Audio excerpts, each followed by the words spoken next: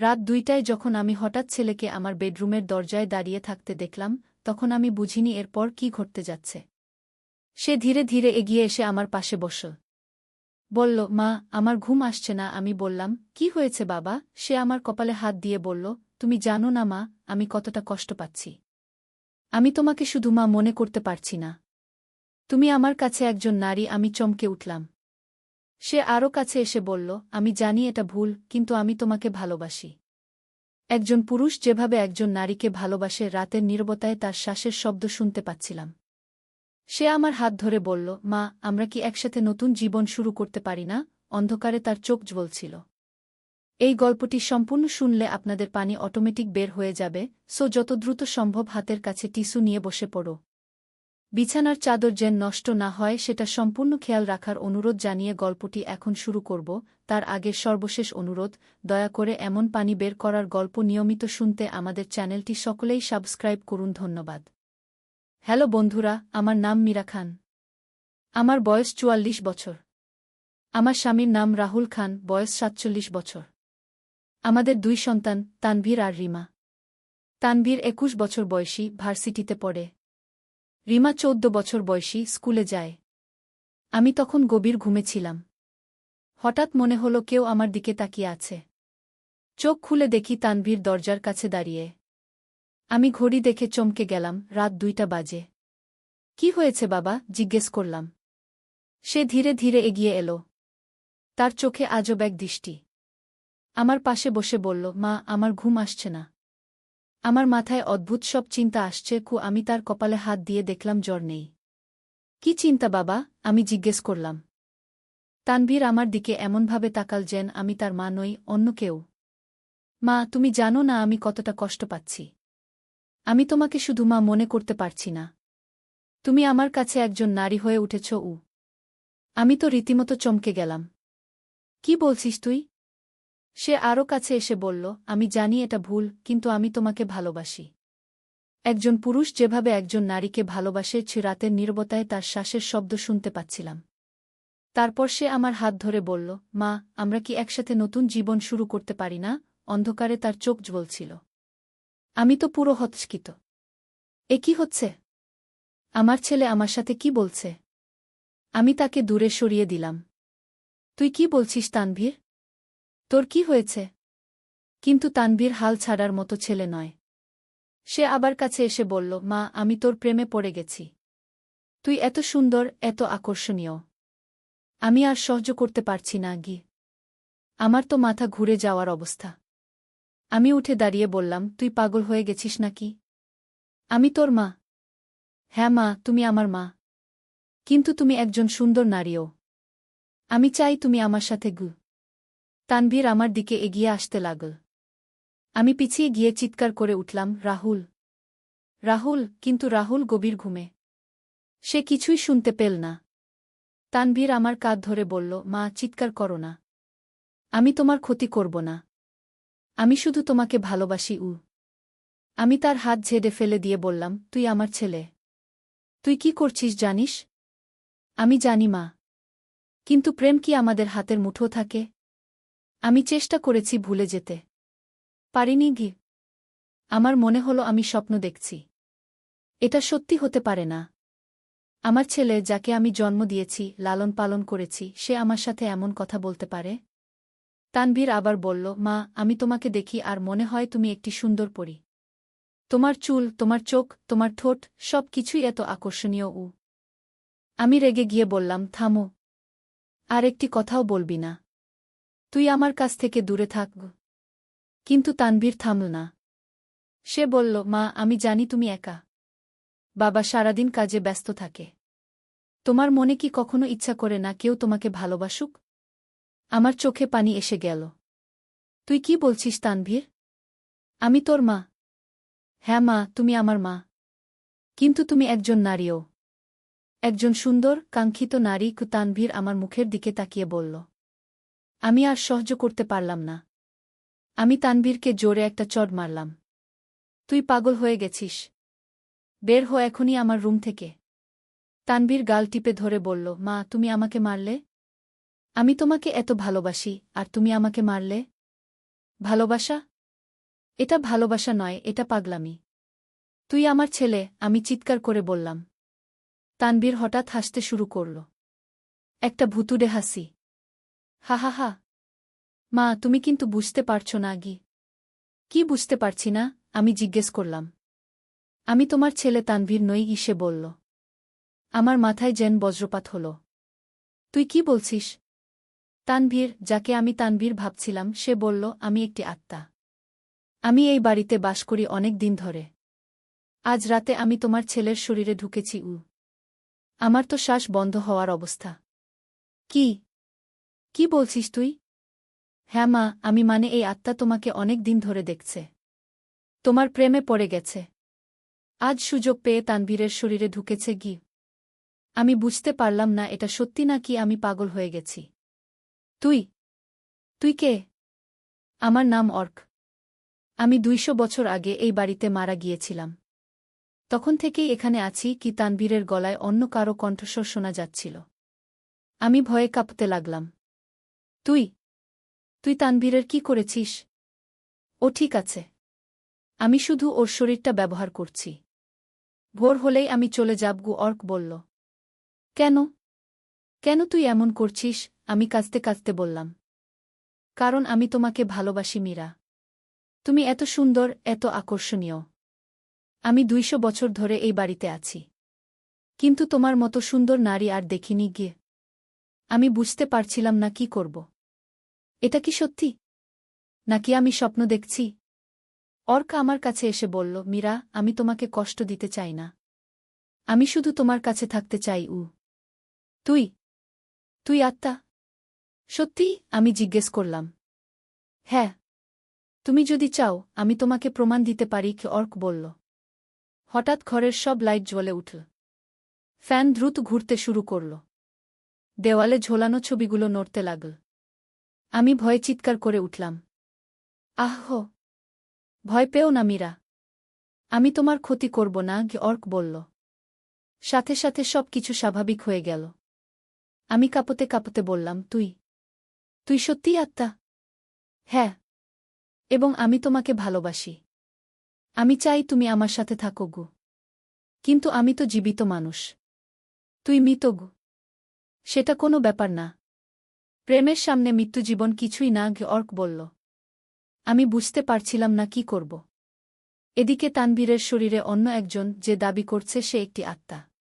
তুই আমার কাছ থেকে কি চাস? আমি জিজ্ঞেস করলাম। আমি চাই তুমি আমাকে ভালোবাসো, আমার সাথে থাকো। কিন্তু তুই তো আত্মা। আমরা কিভাবে একসাথে থাকব? অর্ক হাসল। সেটা আমার কাজ। তুমি যদি রাজি হও, আমি তোমাকে এমন সুখ দিতে পারি যা তুমি কখনো পাওনি গিয়ে। আমার মনে হাজারো প্রশ্ন। তানভীর কোথায়? ও আমার ভেতরে আছে, ঘুমিয়ে আছে। ভোর হলে ও জেগে উঠবে। আমার কিছুই মনে থাকবে না গি। তুই প্রতিদিন এমন করবি? যদি তুমি চাও, অর্ক বলল। আমি ভাবতে লাগলাম, এটা কতটা সত্যি? তানভীর কি সত্যিই কোনো আত্মার দখলে? আমাকে ভাবতে দেখছু, আমি বললাম। ঠিক আছে, কিন্তু বেশি সময় নেই। সূর্য উঠলেই আমাকে চলে যেতে হবে গু। আমি জানলার দিকে তাকালাম। আকাশে এখনো অন্ধকার। ভোর হতে আরও কয়েক ঘন্টা সময় আছে। তুই আমাকে বিশ্বাস করতে বলছিস যে তুই একটি আত্মা, যে আমার ছেলের শরীরে ঢুকেছে? আমি জিজ্ঞেস করলাম। হ্যাঁ, এবং আমি তোমাকে ভালোবাসি গু। কিন্তু আমি তো তোর মা গু। না মীরা, তুমি তানভীরের মা, আমার না। আমি অর্ক। আমার বয়স ছিল 30 বছর যখন মারা গিয়েছিলাম গু। আমার মাথা ঘুরছিল। এসব কি হচ্ছে? আমি কি সত্যিই একটি আত্মার সাথে কথা বলছি? তুই কিভাবে মারা গেলি? আমি জিজ্ঞেস করলাম। 200 বছর আগে এই বাড়িতে আমি থাকতাম। তখন এটা আরও পুরাতন ছিল। আমি একটি মেয়েকে ভালোবাসতাম, কিন্তু সে আমাকে ভালোবাসত না। একদিন রাতে আমি অতিরিক্ত মদ খেয়ে এই ঘরেই মারা যাই গে। তারপর আমি আত্মা হয়ে এই বাড়িতে থেকে যাই। অনেক পরিবার এসেছে, গেছে, কিন্তু তোমার মতো সুন্দর নারী আর পাইনি গে। আমার চোখে পানি এসে গেল। তুই কেন আমাকে ভালোবাসিস? তুমি অসাধারণ সুন্দর মীরা। তোমার চোখে এক অদ্ভুত আকর্ষণ আছে। তোমার হাসি, তোমার কথা বলার ভঙ্গি, সব কিছুই আমার ভালো লাগে। আমি নিজেকে সামলাতে পারলাম না। কাঁদতে শুরু করলাম। কিন্তু এটা তো ভুল। তুই একটি আত্মা, আমি একজন জীবিত মানুষ গো। প্রেম ভুল ঠিক মানে না মীরা, অর্ক আমার কাছে এসে বলল। আমি পিছিয়ে গেলাম। তুই আমাকে স্পর্শ করিস না গে। কেন? তুমি কি আমাকে ঘৃণা করো? ঘৃণা করি না। কিন্তু এটা ঠিক না। তুই তানভীরের শরীরে আছিস গু। তাহলে কি করব? আমার তো নিজস্ব কোনো শরীর নেই গি। আমি ভাবতে লাগলাম, এই পরিস্থিতি থেকে আমি কিভাবে বের হব? তুই কি তানভীরের কোনো ক্ষতি করবি? আমি জিজ্ঞেস করলাম। না, কখনোই না। আমি শুধু ওর শরীর ব্যবহার করছি কথা বলার জন্য। আমি যদি তোর সাথে না থাকি? অর্কের মুখ বিষাদে ভরে গেল। তাহলে আমি আবার একা হয়ে যাব। 200 বছর একাকিত্বে কাটিয়েছি গিয়ে। আমার মন খারাপ হয়ে গেল। একটা আত্মা 200 বছর একা থেকেছে। তুই কি আমাকে ছাড়া থাকতে পারবি না? পারব। কিন্তু খুবই কষ্ট হবে। তোমাকে দেখার পর থেকে আমি আর একা থাকতে পারছি না গি। আমি দ্বিধায় পড়ে গেলাম। একদিকে এটা সম্পূর্ণ অস্বাভাবিক এবং ভুল। অন্যদিকে একটি আত্মার 200 বছরের একাকিত্ব। তুই আমার কাছ থেকে ঠিক কি চাস? আমি জিজ্ঞেস করলাম।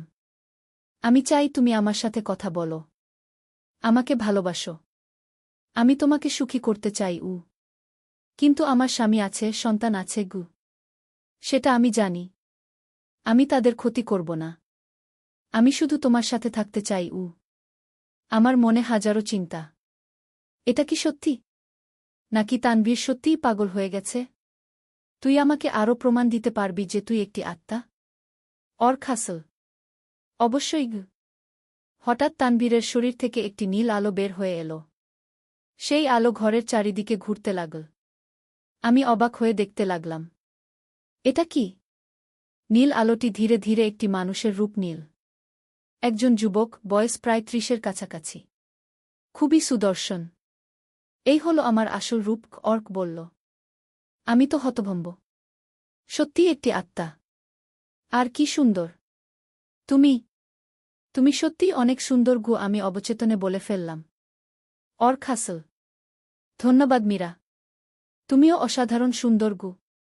এদিকে তানভীর বিছানায় পড়ে আছে অচেতন অবস্থায়। তানভীরের কিছু হবে না তো? না, কিছু হবে না। ও শুধু ঘুমিয়ে আছে গি। অর্ক তার আত্মিক রূপে আমার কাছে এলো। মীরা, আমি তোমাকে ভালোবাসি। তুমি কি আমাকে একটু ভালোবাসতে পারবে? আমার হৃদয় দ্রুত স্পন্দিত হতে লাগল। এই আত্মা সত্যিই খুব সুন্দর। এবং তার কথায় আন্তরিকতা আছে। আমি আমি জানি না আমি বললাম। তুমি আমাকে ঘৃণা করো? না, ঘৃণা করি না। কিন্তু এটা তো অস্বাভাবিক। প্রেম সবসময় অস্বাভাবিক মীরা। তুমি কি কখনো অনুভব করনি যে তোমার জীবনে কিছু একটা অসম্পূর্ণ? আমি চুপ করে রইলাম। সত্যি বলতে, আমি মাঝে মাঝে একাকিত্ব অনুভব করি। রাহুল সারাদিন কাজে ব্যস্ত থাকে। বাচ্চারাও নিজেদের নিয়ে থাকে। তুমি একা অনুভব করো না? অর্ক আমার মনের কথা বুঝতে পেরে জিজ্ঞেস করল। আমার চোখে পানি এসে গেল। কিছুটা গুই। আমি তোমার একাকিত্ব দূর করতে পারি মীরা। আমি তোমার বন্ধু হতে পারি, সাথী হতে পারি। আমি তার দিকে তাকালাম। সত্যিই সে খুব সুন্দর। তার চোখে অগাধ ভালোবাসা। কিন্তু তুই তো আত্মা। আমরা কিভাবে একসাথে থাকব? আমি প্রতিদিন রাতে তোমার সাথে দেখা করতে পারি। তোমার সাথে কথা বলতে পারি। তুমি যখন একা থাকবে আমি তোমার পাশে থাকব। আমার মনে হলো এটা খারাপ না। কিন্তু আমার স্বামী সন্তানেরা জানতে পারলে? তারা জানবে না। এটা আমাদের গোপন বিষয় হবে। আমি ভাবতে লাগলাম। একদিকে এটা সম্পূর্ণ অনৈতিক। অন্যদিকে আমার মনে হচ্ছে অর্ক সত্যিই আমাকে ভালোবাসে। তুই কি আমাকে কষ্ট দিবি? আমি জিজ্ঞেস করলাম। কখনোই না মীরা। আমি তোমাকে শুধু সুখী করতে চাই। ঠিক আছে। আমি তোর সাথে বন্ধুত্ব করতে পারি। কিন্তু এর বেশি কিছু না গি। অর্কের মুখে আনন্দের হাসি ফুটে উঠল। ধন্যবাদ মীরা। তুমি আমাকে খুশি করে দিলে গি। কিন্তু কেউ জানতে পারবে না গি। অবশ্যই। এটা আমাদের গোপনীয়তা গু। হঠাৎ জানলা দিয়ে ভোরের আলো দেখা যেতে লাগল। আমার চলে যাওয়ার সময় হয়ে গেছে অর্ক বলল। তুই আবার কখন আসবি? আগামীকাল রাতে। যদি তুমি চাও। আমি মাথা নাড়লাম। হ্যাঁ, আসিসু। অর্ক তার আত্মিক রূপ থেকে আবার তানভীরের শরীরে ঢুকে গেল। তানভীর চোখ খুলে আমার দিকে তাকাল। মা, আমি এখানে কেন? তানভীর অবাক হয়ে জিজ্ঞেস করল। তুই ঘুমের মধ্যে হেঁটে এসেছিলি কি? আমি বললাম। ও, আমার কিছুই মনে নেই কি? তানভীর বলল। ঠিক আছে, এখন তুই তোর রুমে গিয়ে ঘুমাগু। তানভীর উঠে গেল। আমি একা রইলাম। ভাবতে লাগলাম এই অভূতপূর্ব ঘটনার কথা। পরের দিন সারাটা দিন আমার অস্থির লাগছিল। রাতে অর্ক আসবে। আমি তার সাথে কথা বলতে পারব। রাত হতেই আমার বুক ধড়ফড় করতে লাগল। আমি বিছানায় শুয়ে অপেক্ষা করতে লাগলাম। ঠিক 2টার সময় তানভীর আবার আমার ঘরে এলো। কিন্তু এবার আমি জানি এটা অর্ক। মীরা, কি? অর্ক মিষ্টি করে ডাকল। এসেছিস গু? আমি বললাম। হ্যাঁ। তুমি কেমন আছো? ভালো। তুই? তোমাকে দেখে খুব ভালো লাগছে গি। আমি লজ্জা পেলাম। তুই তানভীরের শরীরেই থাকবি? না, আমি আমার রূপে আসতে পারি বলে অর্ক তার আত্মিক রূপ নীল। আমি আবার অবাক হয়ে তাকালাম। সত্যিই সে খুব সুন্দর। মীরা, আমি তোমার জন্য কিছু এনেছি গু। কি? অর্ক তার হাত বাড়াল। তার হাতে একটি সুন্দর ফুল। কিন্তু এমন ফুল আমি আগে কখনো দেখিনি। এটা কি ফুল? আমি জিজ্ঞেস করলাম। এটা স্বর্গের ফুল। আত্মিক জগতে এমন ফুল ফোটে গু। আমি ফুলটি নিলাম। অসাধারণ সুগন্ধ। এবং স্পর্শে খুবই নরম। এটা তোমার জন্যও, অর্ক বলল। ধন্যবাদ। খুবই সুন্দর গু। আমরা কথা বলতে থাকলাম। অর্ক আমাকে আত্মিক জগতের অনেক গল্প বলল। কিভাবে সে 200 বছর কাটিয়েছে, কি কি দেখেছে। তুই কখনো অন্য কাউকে ভালোবাসিসনি? আমি জিজ্ঞেস করলাম। জীবিত থাকার সময় একজনকে ভালোবাসতাম। কিন্তু সে আমাকে ভালোবাসত না। তারপর থেকে তোমাকে দেখার আগ পর্যন্ত আর কাউকে ভালোবাসিনি গি। সেই মেয়েটার কি হয়েছিল? সে অন্য কাউকে বিয়ে করেছিল। সুখে ছিল ও। আমার মন খারাপ হয়ে গেল। তুই কষ্ট পেয়েছিলি? অনেক। সেই কষ্টেই মদ খেয়ে মারা গিয়েছিলাম গ। আমি অর্কের হাত ধরলাম। এখন আর কষ্ট পেও না গে। অর্ক আমার হাত চুমু দিল। তোমার স্পর্শে সব কষ্ট ভুলে যাই উ। আমার শরীরে একটা শিহরণ খেলে গেল। এই আত্মার স্পর্শ এত নরম। তুই কি সত্যিই আমাকে ভালোবাসিস? আমি জিজ্ঞেস করলাম। প্রাণের চেয়েও বেশি। তুমি আমার সব কিছু গু। আমার চোখে পানি এসে গেল। কেউ আমাকে এত ভালোবাসে। আমিও। আমিও তোকে ভালোবাসি গিও, আমি বলে ফেললাম। অর্কের মুখ আনন্দে উজ্জ্বল হয়ে উঠল। সত্যি? হ্যাঁ। তুই এত ভালো, এত সুন্দর গু। অর্ক আমাকে জড়িয়ে ধরল। মীরা, তুমি আমাকে পৃথিবীর সবচেয়ে সুখী আত্মা বানিয়ে দিলে গু। আমিও তাকে জড়িয়ে ধরলাম। অদ্ভুত এক অনুভূতি। একটি আত্মাকে ভালোবাসছি। এভাবে প্রতি রাতে অর্ক আসতে লাগল। আমরা কথা বলি, একসাথে সময় কাটাই। ধীরে ধীরে আমি তার প্রেমে গভীরভাবে জড়িয়ে পড়লাম। একদিন রাতে অর্ক এসে বলল, মীরা, আমি তোমার সাথে কোথাও ঘুরতে যেতে চাই গু। কোথায়? আত্মিক জগতে। তুমি চাইলে আমি তোমাকে সেখানে নিয়ে যেতে পারি গি। সেটা কি সম্ভব? হ্যাঁ। তোমার আত্মা তোমার শরীর ছেড়ে আমার সাথে আসতে পারে। কিছু সময়ের জন্য উ। আমি অবাক হলাম। সেটা বিপজ্জনক না? না, আমি তোমাকে নিরাপদ রাখব গু। আমি রাজি হলাম। অর্ক আমার কপালে হাত দিল। হঠাৎ আমার চোখের সামনে অন্ধকার হয়ে গেল। যখন চোখ খুললাম, দেখি আমি এক অপূর্ব সুন্দর জগতে। চারিদিকে রঙিন মেঘ, ঝলমলে নক্ষত্র, সুন্দর সুন্দর ফুলের বাগান। এটা কোথায়? আমি জিজ্ঞেস করলাম। আত্মিক জগৎ। এখানে আত্মারা বাস করে, কি? অর্ক বলল। আমি চারদিকে তাকালাম। সত্যিই অপূর্ব সুন্দর। এত সুন্দর জায়গা আমি কখনো দেখিনি। চলো, আমি তোমাকে আরও দেখাই। অর্ক আমার হাত ধরে নিয়ে চল। আমরা অনেক সুন্দর সুন্দর জায়গা ঘুরে দেখলাম। একটা জায়গায় অনেক আত্মা একসাথে নাচছে, গান করছে। এরা কারা? আমি জিজ্ঞেস করলাম। এরা সুখী আত্মারা, যারা জীবনে ভালো কাজ করেছে গি। তুই তাদের সাথে থাকিস না কেন? আমি একা থাকতে পছন্দ করি। আর তোমাকে পাওয়ার পর তো আর কারো সাথে থাকার ইচ্ছা নেই। আমার মন ভালো হয়ে গেল। আমরা আরও অনেক জায়গা ঘুরলাম। এক জায়গায় গিয়ে দেখি একটি সুন্দর প্রাসাদ। এটা কার? আমার।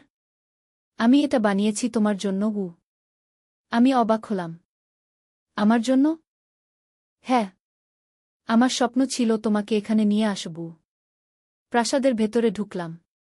অসাধারণ সুন্দর। সবকিছু হীরামুক্ত দিয়ে সাজানো। অর্ক, এটা তো স্বর্গের চেয়েও সুন্দর গো। তুমি আছো বলে আরও সুন্দর লাগছে গু। আমরা প্রাসাদের ছাদে উঠলাম। সেখান থেকে পুরো আত্মিক জগৎ দেখা যাচ্ছে। মীরা, তুমি কি এখানে থাকতে পারবে? অর্ক জিজ্ঞেস করল। এখানে? হ্যাঁ। আমার সাথে। চিরকালের জন্য। আমি ভাবতে লাগলাম। এখানে থাকলে তো আমার পার্থিব জীবন শেষ হয়ে যাবে। কিন্তু আমার পরিবার? তুমি যদি চাও তাদেরও এখানে নিয়ে আসতে পারি গু। সেটা কি সম্ভব? হ্যাঁ। তবে তাদের সম্মতি লাগবে কি? আমি বুঝতে পারলাম না কি করব। এদিকে আত্মিক জগতের সৌন্দর্য, অর্কের ভালোবাসা। অন্যদিকে আমার স্বামী সন্তান, পার্থিব জীবন। আমাকে ভাবতে সময় দাও। ঠিক আছে। কিন্তু বেশি দেরি করো না। আমি তোমার জন্য অপেক্ষা করতে করতে ক্লান্ত হয়ে যাবগু। তারপর অর্ক আবার আমাকে পার্থিব লোকে নিয়ে এলো। আমি আবার আমার শরীরে ফিরে এলাম। পরের কয়েকদিন আমি খুবই দ্বিধায় ছিলাম। অর্কের ভালোবাসা আমাকে টানছে, কিন্তু পরিবারের কথা ভেবে কষ্ট হচ্ছে। একদিন রাতে অর্ক এসে বলল, মীরা, তুমি কি ঠিক করেছ? আমি এখনো ভাবছি। আমার ধৈর্য ফুরিয়ে যাচ্ছে। আমি তোমাকে ছাড়া থাকতে পারছি না গি। হঠাৎ অর্কের চোখে রাগের আগুন দেখলাম। তুমি যদি আমার সাথে না আসো, আমি তোমার পরিবারের ক্ষতি করব। আমি ভয় পেয়ে গেলাম। কি বলছিস তুই? আমি একটি শক্তিশালী আত্মা মীরা। আমি চাইলে তোমার স্বামী সন্তানদের আমার দখলে নিতে পারি গু। না, তুই তাদের কিছু করিস না গে। তাহলে আমার সাথে চলো। আমি কাঁদতে শুরু করলাম। তুই আমাকে জোর করছিস? অর্ক হঠাৎ আমার কাছে এসে আমাকে শক্ত করে জড়িয়ে ধরল। আমি তোমাকে ভালোবাসি মীরা। আমি তোমাকে ছাড়া বাঁচতে পারব না গি। কিন্তু তুই আমার পরিবারকে ভয় দেখাচ্ছিস কেন? কারণ আমি ভয় পাচ্ছি তুমি আমাকে ছেড়ে চলে যাবে গু। আমি বুঝতে পারলাম অর্ক আসলে একটি অসহায় আত্মা। সে শুধু ভালোবাসতে চায়। ঠিক আছে। আমি তোর সাথে যাব। কিন্তু তুই আমার পরিবারের কোনো ক্ষতি করবি না গে। অর্ক খুশি হয়ে গেল। সত্যি? তুমি আমার সাথে আসবে? হ্যাঁ। কিন্তু আমার একটা শর্ত আছে গি। কি শর্ত? আমি মাঝে মাঝে আমার পরিবারের কাছে আসতে পারব। অবশ্যই। তুমি যখন ইচ্ছা আসতে পারবে গি। আমি স্বস্তির নিঃশ্বাস ফেললাম। অর্কের সাথে যাওয়ার সিদ্ধান্ত নিলাম। কিন্তু পরদিন সকালে উঠে আমার মনে হলো আমি একটা ভুল সিদ্ধান্ত নিয়েছি। আমি কিভাবে আমার পরিবারকে ছেড়ে যেতে পারি? আমি ঠিক করলাম অর্কের সাথে আর দেখা করব না। কিন্তু রাতে অর্ক এসে হাজির। মীরা, আমি বুঝতে পারছি তুমি আমার সাথে যেতে চাও না গি। আমি পারব না অর্ক। আমার পরিবার। অর্কের চোখে আবার রাগ দেখলাম। তাহলে আমি তোমাকে জোর করে নিয়ে যাব? কি মানে? আমি তোমার আত্মা তোমার শরীর থেকে বের করে নিয়ে যাব। চিরকালের জন্য। আমি ভয়ে কাঁপতে লাগলাম। তুই এমন করতে পারিস? আমি একটি শক্তিশালী আত্মা। আমি যা ইচ্ছা তাই করতে পারি। হঠাৎ অর্ক আমার দিকে হাত বাড়াল। আমার শরীর থেকে আমার আত্মা বের হয়ে আসতে শুরু করল। আমি চিৎকার করে উঠলাম। আহ! সাহায্য! কিন্তু কেউ শুনতে পেল না। রাহুল গভীর ঘুমে। হঠাৎ ঘরের দরজা খুলে গেল। তানভীর ছুটে এসে বলল, মা, কি হয়েছে? অর্ক চমকে গেল। আমার আত্মা আবার আমার শরীরে ফিরে এলো। মা, তুমি কার সাথে কথা বলছিলে? তানভীর জিজ্ঞেস করল। আমি বুঝতে পারলাম তানভীর অর্ককে দেখতে পাচ্ছে না। কেউ নেই বাবা, আমি কাপা গলায় বললাম।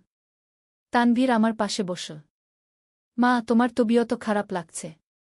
ডাক্তার দেখানো দরকার। অর্ক রাগে গর্জন করে উঠল। কেউ আমাকে আমার মীরার কাছ থেকে দূরে রাখতে পারবে না। হঠাৎ ঘরের সব আসবাবপত্র নড়তে শুরু করল। তানভীর ভয় পেয়ে গেল। মা, এটা কি হচ্ছে? আমি বুঝতে পারলাম অর্ক রেগে গেছে। আমাকে কিছু করতে হবে। অর্ক, থামো, আমি চিৎকার করলাম। তানভীর অবাক হল। অর্ক? কে অর্ক? অর্ক হঠাৎ তানভীরের সামনে তার রূপ প্রকাশ করল। তানভীর তো রীতিমতো আতঙ্কে চিৎকার করে উঠল। আহ! ভূত! রাহুলের ঘুম ভেঙে গেল। সে দৌড়ে এসে বলল, কি হয়েছে? তানভীর কাঁপতে কাঁপতে বলল, বাবা, এখানে একটা ভূত আছে। রাহুল চারদিকে তাকাল কিন্তু কিছু দেখতে পেল না। কোথায় ভূত?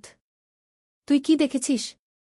তানভীর অর্কের দিকে আঙুল দিয়ে দেখাল, কিন্তু ততক্ষণে অর্ক অদৃশ্য হয়ে গেছে। এইখানেই ছিল। একজন মানুষের মতো দেখতে গু। রাহুল আমার দিকে তাকাল। মীরা, তুমি কিছু দেখেছ? আমি মাথা নাড়লাম। না, কিছু দেখিনি গু। কিন্তু আমি জানি অর্ক এখনো এখানেই আছে। সে শুধু অদৃশ্য হয়ে আছে। রাহুল তানভীরকে বুঝিয়ে তার রুমে নিয়ে গেল। আমি একা রইলাম। অর্ক আবার দৃশ্যমান হল। কিন্তু এবার তার চোখে ভয়ঙ্কর রাগ। মীরা, তুমি আমাকে অন্যদের কাছে প্রকাশ করে দিলে। আমি ইচ্ছা করে করিনি গিয়ে। এখন তোমার পরিবার আমার সম্পর্কে জেনে গেছে। এটা ঠিক হয়নি গিয়ে। তুই কি করবি? অর্কের চোখ জ্বলে উঠল। আমি তাদের ভুলিয়ে দেব। আর তুমি এখনই আমার সাথে চলো। না, আমি যাব না গে। তাহলে আমি তোমার সন্তানদের আমার দখলে নিয়ে নেব। তাদের দিয়ে আমার সেবা করাবু। আমি ভয়ে কাঁপতে লাগলাম। না, তুই তাদের কিছু করিস না গে। তাহলে আমার সাথে চলো। আমার কোনো উপায় নেই। অর্ক আমার সন্তানদের ক্ষতি করতে পারে। ঠিক আছে, আমি তোর সাথে যাব। অর্ক খুশি হয়ে গেল। তাহলে এখনই চলো। আমি একবার তাদের দেখে আসি। না, এখনই চলো। তুমি পরে আসতে পারবে গু। অর্ক আমার হাত ধরল। আমার শরীর থেকে আমার আত্মা বের হয়ে এলো। হঠাৎ আমি অনুভব করলাম আমি ভাসছি। অর্ক আমাকে নিয়ে উড়ে চলেছে। অর্ক, আমি ভয় পাচ্ছি গু। ভয় পেও না। আমি তোমাকে নিরাপদে নিয়ে যাচ্ছি গু। আমরা উঠতে উঠতে আত্মিক জগতে পৌঁছলাম। অর্ক আমাকে তার প্রাসাদে নিয়ে গেল। এখন তুমি আমার সাথে থাকবে গু, অর্ক বলল। আমি চারদিকে তাকালাম। সুন্দর প্রাসাদ, কিন্তু আমার মন খারাপ। আমি আমার পরিবারের কাছে ফিরে যেতে চাই। তুমি মাঝে মাঝে যেতে পারবে। কিন্তু এখানেই থাকতে হবে গে। আমি কাঁদতে শুরু করলাম। আমি কি ভুল করেছি? দিন কয়েক কাটল। অর্ক আমার সব প্রযোজনের ব্যবস্থা করল। কিন্তু আমার মন। একদিন আলী সাহেব সোহেলের অফিসে এলেন। সোহেল তাকে দেখে অবাক হয়ে গেল। স্যার, আপনি এখানে? হ্যাঁ সোহেল, তোমার অফিস একবার দেখতে চাইলাম। খুব সুন্দর হয়েছে গু। আলী সাহেব পুরো অফিস ঘুরে দেখলেন। কর্মচারীদের সাথে কথা বললেন। তারপর সোহেলের রুমে এসে বসলেন। সোহেল, তুমি অনেক দূর এসেছ। মনে আছে 7 বছর আগে তুমি যখন আমার অফিসে প্রথম এসেছিলে? চা বানানোর কাজ করতে? হ্যাঁ স্যার, সব মনে আছে। আমি গর্বিত যে আমি তোমাকে একটা সুযোগ দিয়েছিলাম। আর তুমি সেই সুযোগকে কাজে লাগিয়েছ। জানো সফলতার মূল সূত্র কি? কি স্যার? কঠোর পরিশ্রম, সততা আর হাল না ছাড়া। তোমার মধ্যে এই 3টা গুণই আছে গু। সোহেল চোখে জল নিয়ে বলল, আপনি না থাকলে আজ আমি এখানে পৌঁছাতে পারতাম না স্যার। না সোহেল, আমি শুধু একটা দরজা খুলে দিয়েছিলাম। ভেতরে ঢুকে পথ তৈরি করেছ তুমি নিজে গু। আলী সাহেব চলে যাওয়ার আগে বললেন, আমার একটা বড় প্রজেক্ট আছে। একটা 20 ফ্লোর বিজনেস টাওয়ার। আমি চাই তুমি এই প্রজেক্টে আমার সাথে পার্টনার হও। 50-50। রাজি? সোহেল অবাক হয়ে গেল। এত বড় প্রজেক্ট? স্যার, আমার কি যথেষ্ট সামর্থ্য আছে? আছে। আমি বিশ্বাস করি। সোহেল রাজি হয়ে গেল। এটা তার জীবনের সবচেয়ে বড় প্রজেক্ট হবে। 50 অধ্যায়, বড় চ্যালেঞ্জ। 20 ফ্লোর বিজনেস টাওয়ারের কাজ শুরু হল। এটা সোহেলের জীবনের সবচেয়ে বড় চ্যালেঞ্জ। প্রজেক্টের বাজেট প্রায় 10 করোড় টাকা। সোহেলকে 5 করোড় টাকা ইনভেস্ট করতে হবে। সোহেল তার সব সঞ্চয়ে ব্যাংক লোন আর কিছু ইনভেস্টর থেকে টাকা জোগাড় করল। এটা একটা বিশাল ঝুঁকি। যদি প্রজেক্ট ব্যর্থ হয় সব শেষ। মিনা চিন্তিত ছিল। সোহেল, এত বড় ঝুঁকি নেওয়া ঠিক হবে? মিনা, জীবনে বড় কিছু করতে হলে ঝুঁকি নিতে হয়।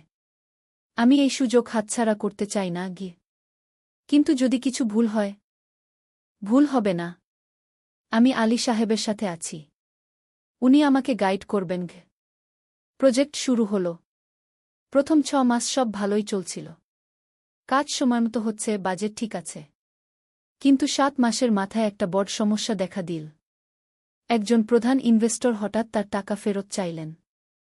তিনি অন্য একটা জরুরি কাজে টাকা লাগবে বলে জানালেন। 1 করোড় টাকা ফেরত দিতে হবে। সোহেল বিপদে পড়ে গেল। 1 করোড় টাকা এখন কোথায় পাবে? প্রজেক্টে সব টাকা ঢেলে দিয়েছে। সে আলী সাহেবের সাথে কথা বলল। আলী সাহেব বললেন, চিন্তা করো না, আমি ব্যবস্থা করছি। কিন্তু আলী সাহেবও বড় একটা প্রজেক্টে আটকে আছেন। তার হাতে লিকুইড ক্যাশ নেই। সোহেল অন্য ব্যাংক থেকে লোন নেওয়ার চেষ্টা করল। কিন্তু ব্যাংক বলল, ইতিমধ্যে তার অনেক লোন আছে, নতুন লোন দিতে পারবে না। সোহেল রাতে ঘুমাতে পারছিল না। খাওয়া দাওয়া বন্ধ করে দিয়েছিল। মিনা তাকে দেখে খুব চিন্তিত হয়ে গেল। সোহেল, প্লিজ নিজেকে এভাবে শেষ করে ফেলো না। কোনো একটা রাস্তা বের হবেই কি। কিন্তু সোহেল কোনো রাস্তা দেখতে পাচ্ছিল না। ইনভেস্টর 15 দিন সময় দিয়েছে। 15 দিনের মধ্যে টাকা ফেরত না দিলে তিনি আইনি ব্যবস্থা নেবেন। 10 দিন কেটে গেল। সোহেল কোনো সমাধান খুঁজে পেল না। সে প্রায় হাল ছেড়ে দিয়েছিল। 11 দিনের দিন একটা অপ্রত্যাশিত ঘটনা ঘটল। জাহিদ ভাই, সোহেলের পুরনো সহকর্মী, তার অফিসে এলেন। জাহিদ ভাই এখন একটা রিয়েল এস্টেট কোম্পানিতে সিনিয়র ম্যানেজার। সোহেল, আমি তোমার সমস্যার কথা শুনেছি। হ্যাঁ ভাই, আমি বিপদে পড়েছি। আমি তোমাকে সাহায্য করতে চাই। আমার কিছু সঞ্চয় আছে, 5 লাখ টাকা। তুমি নাও। সোহেল চোখে জল নিয়ে বলল, ভাই আমি কিছু বলার দরকার নেই। তুমি আমাকে অনেক কিছু শিখিয়েছ। তোমার কাছ থেকে পরিশ্রম আর সততা শিখেছি। এখন আমার পালা তোমাকে সাহায্য করার। জাহিদ ভাই চলে যাওয়ার পর আরও 2 জন এলো। একজন সোহেলের পুরনো ক্লায়েন্ট, আরেকজন তার কর্মচারী। 2 জন মিলে আরও 8 লাখ টাকা দিল। করিম মামা 20 লাখ টাকা ব্যবস্থা করলেন। তার কিছু বন্ধুদের কাছ থেকে ধার করে। মিনা তার সব গয়না বিক্রি করে 10 লাখ টাকা দিল। সবাই মিলে প্রায় 45 লাখ টাকা জোগাড় হল। বাকি 65 লাখ টাকা সোহেল তার অফিসের সব অ্যাসেট বিক্রি করে আর একটা প্রাইভেট ফিন্যান্স কোম্পানি থেকে উচ্চ সুদে লোন নিয়ে ব্যবস্থা করল। ঠিক 14 দিনের দিন সোহেল ইনভেস্টরকে 1 করোড় টাকা ফেরত দিল। ইনভেস্টর টাকা নিয়ে চলে গেলেন। সোহেল তার অফিসে ফিরে এসে চেয়ারে বসে কাঁদল। এত চাপ, এত টেনশন, সব যেন একসাথে বের হয়ে এল। মিনা এসে তাকে জড়িয়ে ধরল। আমরা পেরেছি সোহেল, আমরা পেরেছি। 16 অধ্যায়, পুনরুদ্ধার। এই ঘটনার পর সোহেল আরও সাবধান হয়ে গেল। সে বুঝল, ব্যবসায় শুধু সাহস নয়, বুদ্ধিও লাগে। ঝুঁকি নিতে হয়, কিন্তু হিসাব করে। প্রজেক্ট চলতে থাকল। এবার সোহেল আরও সতর্কতার সাথে সব কিছু পরিচালনা করল। প্রতিটা খরচ হিসাব করল, প্রতিটা সিদ্ধান্ত ভেবেচিন্তে নিল। আরও 1 বছর পর 20 ফ্লোর বিজনেস টাওয়ার সম্পন্ন হল। চমৎকার বিল্ডিং, শহরের অন্যতম সুন্দর ভবন। বিল্ডিংয়ের উদ্বোধন অনুষ্ঠানে শহরের মেয়র এলেন।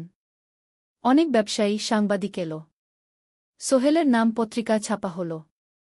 স্বপ্নের শহরে এক তরুণ উদ্যোক্তার সফলতার গল্প। প্রজেক্ট থেকে সোহেলের লাভ হল প্রায় 2 করোড় টাকা। এই টাকা দিয়ে সে সব ঋণ শোধ করল। জাহিদ ভাইয়ের টাকা ফেরত দিল। করিম মামার ঋণ শোধ করল। যারা সাহায্য করেছিল সবাইকে টাকা ফেরত দিল। মিনার জন্য নতুন গয়না কিন। আরও সুন্দর। তার মাকে গ্রামে একটা নতুন পাকা বাড়ি বানিয়ে দিল। মা কাঁদতে কাঁদতে বললেন, তোর বাবা বেঁচে থাকলে কত খুশি হতো। তুই আমার সব স্বপ্ন পূরণ করেছিস। সোহেল নিজেদের জন্য একটা ফ্ল্যাট কিন। 4 রুমের ফ্ল্যাট, সমুদ্রের কাছে। এখন আর ভাড়া বাড়িতে থাকতে হয় না। 17 অধ্যায়, প্রতিদান। সোহেল এখন একজন প্রতিষ্ঠিত উদ্যোক্তা। কিন্তু সে তার শেখ ভোলেনি। যে গ্রাম থেকে সে এসেছে, যারা তাকে সাহায্য করেছে, কাউকেই ভোলেনি। সে তার গ্রামে একটা স্কুল বানিয়ে দিল। সোহেল ফাউন্ডেশন স্কুলকু গরিব ছেলেমেয়েরা ফ্রিতে পড়তে পারবে। ভালো শিক্ষক নিযোগ দিল। ভালো পড়াশোনার ব্যবস্থা করল। শহরে একটা ফ্রি মেডিকেল ক্লিনিক খুলল। গরিব মানুষরা ফ্রিতে চিকিৎসা পাবে। প্রতি বছর 10 জন মেধাবী কিন্তু গরিব ছাত্রছাত্রীকে স্কলারশিপ দেওয়া শুরু করল। তারা বিনামূল্যে পড়াশোনা করতে পারবে। একদিন একটা টিভি চ্যানেল সোহেলের ইন্টারভিউ নিতে এলো। আপনার সফলতার গোপন সূত্র কি? সোহেল একটু ভেবে বলল, কঠোর পরিশ্রম, সততা আর হাল না ছাড়া। এই 3টা জিনিস যদি কারো মধ্যে থাকে, সে যে কোনো কিছু অর্জন করতে পারে। আর সবচেয়ে বড় কথা, যারা আমাকে সাহায্য করেছে তাদের ছাড়া আমি কিছুই না। একা কেউ সফল হতে পারে না। আপনার পরবর্তী স্বপ্ন কি? আমি চাই আরও মানুষকে সাহায্য করতে। আমার মতো যারা গ্রাম থেকে শহরে আসে তাদের জন্য একটা ট্রেনিং সেন্টার খুলব। তারা সেখানে বিভিন্ন স্কিল শিখতে পারবে, চাকরি পাবে, নিজের পায়ে দাঁড়াতে পারবে। অষ্টাদশ অধ্যায়, নতুন প্রজন্ম। আরও 5 বছর কেটে গেল। সোহেল এখন 45 বছরের। তার মেয়ে সারা এখন 9 বছরের। স্কুলে ক্লাস 4-এ পড়ে। খুব মেধাবী মেয়ে। একদিন সারা বাবাকে জিজ্ঞেস করল, বাবা, তুমি কিভাবে এত বড় হলে? আমার বন্ধুরা বলে তুমি একজন সফল মানুষ গো। সোহেল তাকে কোলে নিয়ে বসল। বাবা, তুমি জানো তোমার দাদু ছিলেন একজন স্কুল শিক্ষক। খুব সৎ মানুষ। কিন্তু আমরা গরিব ছিলাম। আমি রিকশা চালাতাম। রিকশা? সত্যি? হ্যাঁ। তারপর আমি এই শহরে এলাম। অনেক কষ্ট করেছি। কিন্তু হাল ছাড়িনি। মানুষ আমাকে সাহায্য করেছে। আর আমি কঠোর পরিশ্রম করেছি। বাবা, আমিও কি তোমার মতো হতে পারব? অবশ্যই পারবে বাবা। তবে মনে রেখো, সফলতা মানে শুধু টাকা পয়সা না। সফলতা মানে ভালো মানুষ হওয়া, অন্যদের সাহায্য করা, সৎ থাকা। সারা মাথা নাড়ল। আমি ভালো মানুষ হব বাবা। সোহেল তার মেয়েকে জড়িয়ে ধরল। মনে মনে ভাবল, তার জীবনের সব কষ্ট সার্থক হয়েছে। মিনা রান্নাঘর থেকে ডাকল, খাবার তৈরি। এসো। সোহেল সারাকে নিয়ে ডাইনিং টেবিলে গেল। ঋতু এসেছে। সে এখন বিয়ে করেছে, তার একটা ছেলে হয়েছে। সোহেলের মা মাঝে মাঝে চট্টগ্রামে বেড়াতে আসেন। আজও এসেছেন। সবাই মিলে খেতে বসল। হাসিগল্পে ভরা পরিবার। সোহেল তাকাল তার মায়ের দিকে, মিনার দিকে, সারার দিকে, ঋতুর দিকে। মনে হল, জীবনে আর কি চাই? খাওয়া শেষে সবাই বসে রইল। গল্প করছিল। হঠাৎ সোহেলের ফোন বাজল। অফিস থেকে। একটা জরুরি বিষয়। সোহেল ফোন রেখে দিয়ে মিনাকে বলল, একটা নতুন প্রজেক্টের প্রস্তাব এসেছে। একটা এতিমখানা বানানোর কাজ। সরকারি প্রজেক্ট। তুমি নেবে? অবশ্যই। এটা আমার স্বপ্নের প্রজেক্ট। যেসব বাচ্চাদের বাবা মা নেই তাদের জন্য একটা সুন্দর জায়গা। মিনা হাসল। তুমি কখনো বদলাও না। এখনো অন্যদের কথা ভাবো। এটাই তো জীবন মিনা। শুধু নিজের জন্য বাঁচলে কি হবে? 49 অধ্যায়, উত্তরাধিকার। 10 বছর আরও কেটে গেল। সোহেল এখন 55 বছরের। তার চুলে পাক ধরেছে। কিন্তু শক্তি এখনো আগের মতোই। সারা এখন 19 বছরের। সে বিশ্ববিদ্যালয়ে ইঞ্জিনিয়ারিং পড়ছে। সে চায় বাবার মতো কনস্ট্রাকশন ইন্ডাস্ট্রিতে কাজ করতে। একদিন সারা বাবাকে বলল, বাবা, আমি তোমার কোম্পানিতে কাজ করতে চাই। এখনো তো তোর পড়াশোনা বাকি। জানি। কিন্তু আমি এখন থেকেই শিখতে চাই। ছুটির দিনে তোমার সাথে সাইটে যেতে চাই। দেখতে চাই কিভাবে কাজ হয়। সোহেল খুশি হয়ে গেল। তার মেয়ে তার পথ অনুসরণ করতে চায়। ঠিক আছে। কিন্তু শর্ত হল, তোকে সবকিছু নিজ থেকে শিখতে হবে। কোনো স্পেশাল ট্রিটমেন্ট পাবি না। আমি তো তাই চাই বাবাগু। সারা তার বাবার সাথে কাজ শিখতে শুরু করল। সে দেখল কিভাবে শ্রমিকরা কাজ করে, কিভাবে ম্যাটেরিয়াল বাছাই করতে হয়, কিভাবে একটা প্রজেক্ট ম্যানেজ করতে হয়। সোহেল তাকে কোনো সহজ পথ দিল না। সারাকেও সবার মতো কষ্ট করতে হল। সাইটে রোদে দাঁড়িয়ে থাকতে হল। শ্রমিকদের সাথে কথা বলতে হল। কিন্তু সারা হাল ছাড়ল না। সে তার বাবার মেয়ে। পরিশ্রম করতে জানে। 3 বছর পর সারা গ্রাজুয়েট হল। সে সোহেলের কোম্পানিতে জুনিয়র প্রজেক্ট ম্যানেজার হিসেবে যোগ দিল। সোহেল ধীরে ধীরে সারাকে বড় দায়িত্ব দিতে শুরু করল। সারা তার বাবার মতোই সৎ, পরিশ্রমী। 20 অধ্যায়, সমাপ্তি নয়, নতুন শুরু। আরও 5 বছর পর সোহেল এখন 60 বছরের। সে সিদ্ধান্ত নিল, এবার অবসর নেওয়ার সময় এসেছে। কোম্পানির দায়িত্ব সারাকে দেবে। একটা অনুষ্ঠান করা হল। সোহেল আনুষ্ঠানিকভাবে কোম্পানির চেয়ারম্যান পদ থেকে অবসর নিল। সারা হল নতুন ম্যানেজিং ডিরেক্টর। সোহেল তার বক্তব্যে বলল, আমি যখন এই শহরে এসেছিলাম আমার পকেটে ছিল মাত্র 5,000 টাকা। একটা ছোট্ট ব্যাগ। আর অনেক স্বপ্ন। আজ 40 বছর পর আমি পেছনে ফিরে তাকাই, দেখি একটা দীর্ঘ পথ। সেই পথে অনেক কষ্ট ছিল, অনেক বাধা ছিল। কিন্তু ছিল অনেক ভালোবাসাও। অনেক মানুষের সাহায্যও। আমি বিশ্বাস করি সফলতা একা আসে না। এটা আসে অনেক মানুষের সমর্থন, ভালোবাসা আর বিশ্বাস নিয়ে। আমি যা কিছু অর্জন করেছি তা আমার একার না। এটা আমার পরিবারের, আমার কর্মচারীদের, আমার বন্ধুদের, সবার। আজ আমি আমার মেয়ে সারার হাতে এই দায়িত্ব তুলে দিচ্ছি। আমি জানি সে আমার চেয়ে ভালো করবে। কারণ সে শিখেছে আমার ভুল থেকে, আমার অভিজ্ঞতা থেকে। অনুষ্ঠান শেষ হল। সবাই চলে গেল। সোহেল আর মিনা অফিসে একা দাঁড়িয়ে রইল। মিনা, মনে আছে আমরা প্রথম কখন দেখা হয়েছিলাম? হ্যাঁ, তোমার সেই ছোট্ট মুদি দোকানে। তুমি বিস্কুট কিনতে এসেছিলে। কে ভেবেছিল সেই দিন থেকে আমাদের এই পর্যস্বপ্নের শহর। প্রথম অধ্যায়, যাত্রা শুরু। সকাল 7টা বেজে গেছে। ঢাকার কমলাপুর রেলস্টেশনে মানুষের ভিড়।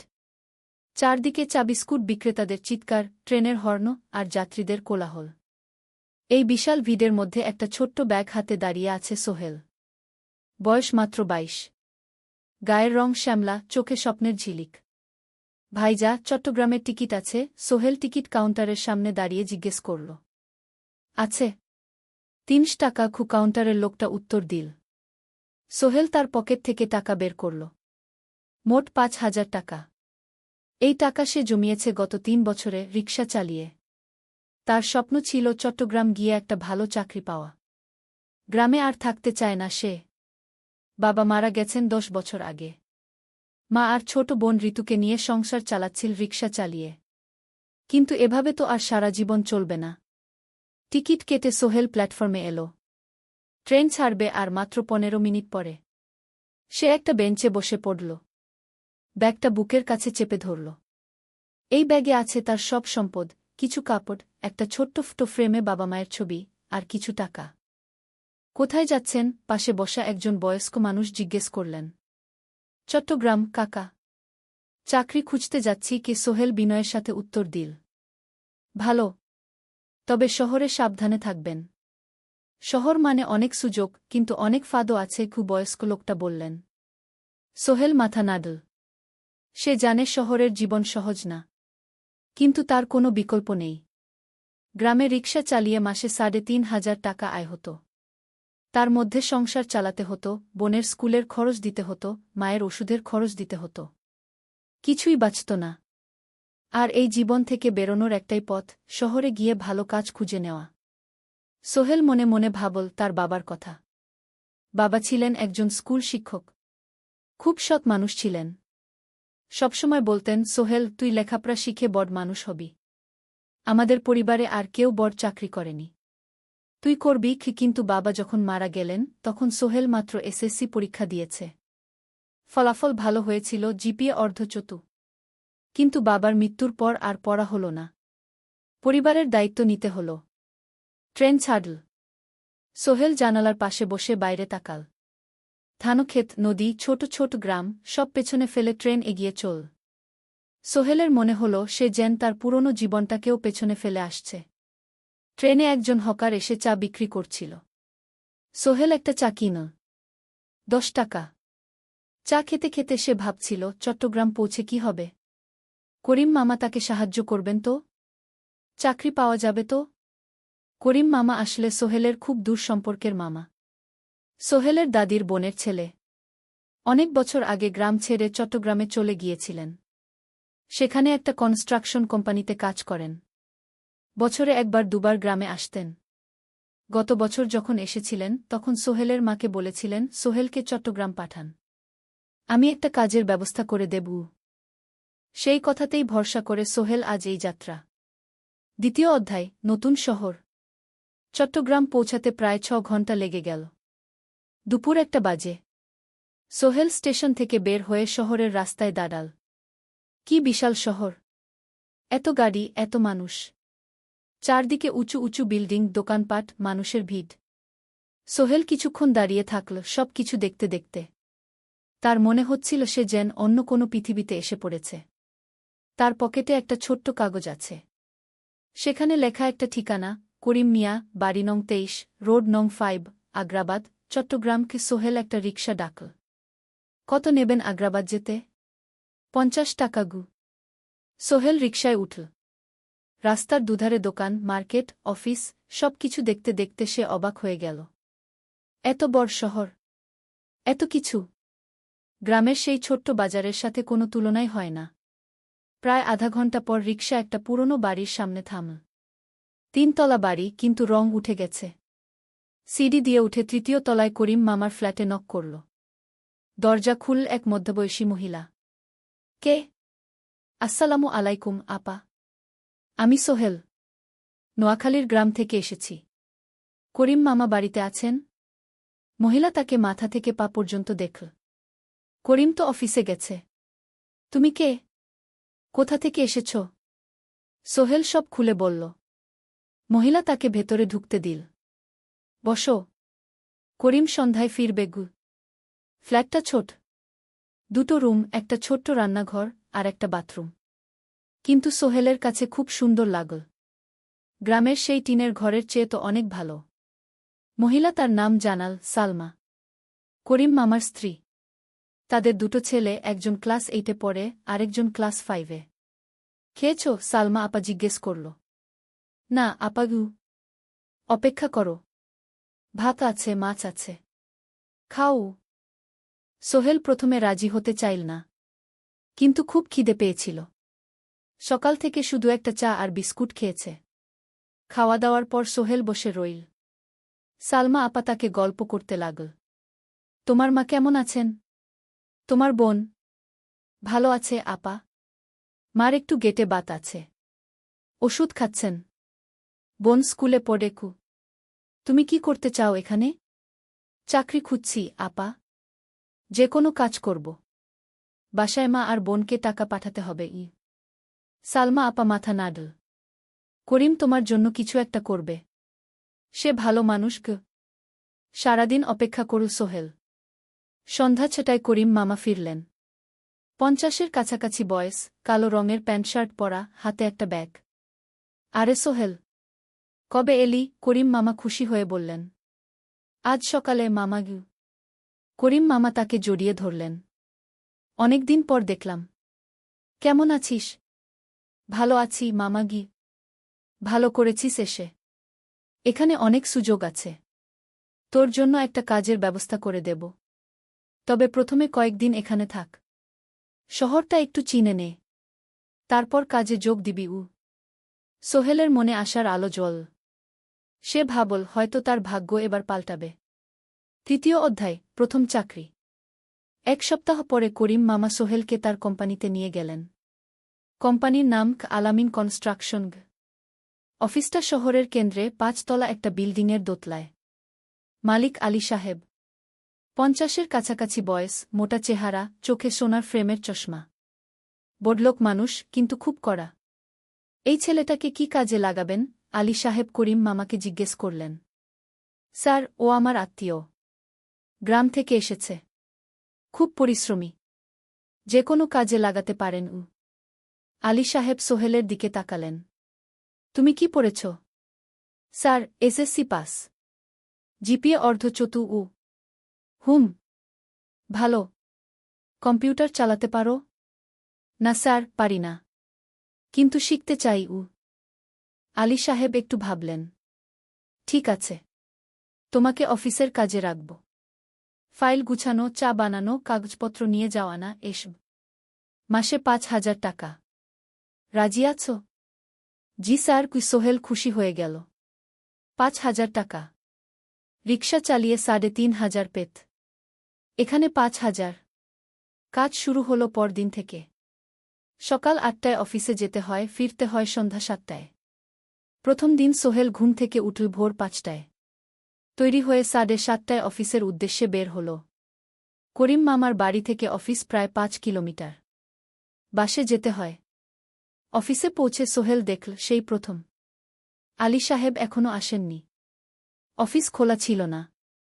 8-10 মিনিট পর একজন লোক এসে অফিস খুল। তুমি নতুন? জি। আমি সোহেল।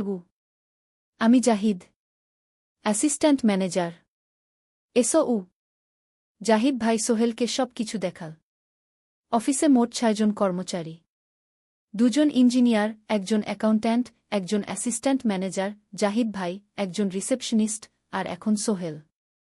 সোহেলের কাজ শুরু হলো চা বানানো দিয়ে। তারপর অফিস পরিষ্কার করা, ফাইল গুছানো, কাগজপত্র এক জায়গা থেকে আরেক জায়গায় নিয়ে যাওয়া। কাজ কঠিন না, কিন্তু সারাদিন দৌড়ঝাঁপ করতে হয়। দুপুরে খাবারের জন্য আধা ঘন্টা বিরতি। সোহেল একটা ছোট হোটেলে গিয়ে ভাতডাল তরকারি খেল। 50 টাকা। সন্ধ্যায় অফিস বন্ধ হল। সোহেল ক্লান্ত হয়ে বাসায় ফিরল। কেমন লাগল প্রথম দিন? করিম মামা জিজ্ঞেস করলেন। ভালো মামা। অনেক কিছু শিখলাম। প্রথম মাসের শেষে সোহেল বেতন পেল 5,000 টাকা। সে 3,000 টাকা মাকে পাঠাল। মা ফোনে কাঁদতে লাগলেন। আল্লাহ তোকে ভালো রাখুক সোহেল। সোহেলের চোখেও জল এল। তার মনে হল সে একটা বড় কাজ করতে পেরেছে। চতুর্থ অধ্যায়, শহরের জীবন। 3 মাস কেটে গেল। সোহেল এখন শহরের সাথে মিশে গেছে। প্রতিদিন অফিসে যাওয়া আসার পথে সে দেখে হাজারো মানুষের জীবন। কেউ সফল, কেউ ব্যর্থ, কিন্তু সবাই চলছে নিজের পথে। সোহেল অফিসের কাজের পাশাপাশি কম্পিউটার শেখার চেষ্টা করছে। অফিসে একটা কম্পিউটার আছে। যখন কেউ ব্যবহার করে না, তখন সোহেল একটু একটু শিখার চেষ্টা করে। জাহিদ ভাই তাকে সাহায্য করেন। সোহেল, তুমি যদি কম্পিউটার ভালোভাবে শিখতে পারো, তাহলে তোমার ভবিষ্যৎ উজ্জ্বল। জাহিদ ভাই একদিন বললেন। কিভাবে শিখব ভাই? ট্রেনিং সেন্টারে যাও। সন্ধ্যায় ক্লাস আছে। মাসে 2,000 টাকা লাগবে গে। সোহেল ভাবল, 2,000 টাকা অনেক, কিন্তু এটা বিনিয়োগ, ভবিষ্যতের জন্য। সে একটা ট্রেনিং সেন্টারে ভর্তি হল। সপ্তাহে 3 দিন, সন্ধ্যা 7:30 থেকে রাত 9টা পর্যন্ত ক্লাস। কম্পিউটারের basic, Word, Excel, PowerPoint, internet ব্যবহার। একদিন অফিস থেকে ফেরার সময় সোহেল একটা দোকানে চা খেতে গেল। দোকানের পাশেই একটা ছোট্ট মুদি দোকান। সেখানে একটা মেয়ে বসে আছে। বয়স হবে 20-এর কাছাকাছি। সাদাসিধে চেহারা, সাদা শাড়ি পরা, কিন্তু চোখে এক ধরনের দৃঢ়তা। ভাইজা, 1 প্যাকেট বিস্কুট দেন কি? সোহেল বলল। মেয়েটা বিস্কুট দিল। 20 টাকা। সোহেল টাকা দিয়ে যাচ্ছিল, হঠাৎ মেয়েটা বলল, আপনি নতুন এসেছেন এই এলাকায়, তাই না? হ্যাঁ। 3 মাস হল। কিভাবে বুঝলেন? আপনার চেহারা দেখেই বোঝা যায়। এখনও গ্রামের ছোঁয়া আছে। আর আপনি প্রতিদিন এই পথ দিয়ে যান। দেখেছি কি? মেয়েটা হাসল। সোহেলও হেসে ফেল। আপনি খুব পর্যবেক্ষক মনে হচ্ছে গি। জীবনে অনেক কিছু দেখেছি, তাই মানুষকে চিনতে শিখেছি গ। আপনার নাম? মিনা। এই দোকান আমার বাবার। উনি অসুস্থ, তাই আমি দেখছি গু। সেদিন থেকে সোহেল প্রায়ই সেই দোকানে যেতে শুরু করল। মিনার সাথে গল্প করত। ধীরে ধীরে তাদের মধ্যে একটা বন্ধুত্ব তৈরি হল। মিনাও তার জীবনের গল্প বলল। মিনার মা মারা গেছেন যখন সে মাত্র 7 বছরের। বাবা আব্দুল হামিদ একা হাতে মিনাকে বড় করেছেন। মুদি দোকান দিয়ে সংসার চালান। মিনা কলেজে পড়ে, অনার্স 2nd ইয়ার। সকালে কলেজে যায়, দুপুরে ফিরে এসে দোকান সামলায়। বাবার হার্টের সমস্যা আছে, তাই ভারী কাজ করতে পারেন না। তোমার স্বপ্ন কি? একদিন সোহেল জিজ্ঞেস করল। গ্র্যাজুয়েশন শেষ করে একটা ভালো চাকরি করব। তারপর বাবাকে ভালো চিকিৎসা করাব। তুমি? আমিও চাকরি করে পরিবারকে ভালোভাবে দেখভাল করতে চাই। মা আর বোনকে নিয়ে শহরে আনব একদিন ঘু। দুজনেই নিজেদের স্বপ্নের কথা বলতে গিয়ে বুঝল তাদের স্বপ্ন অনেকটা একই রকম।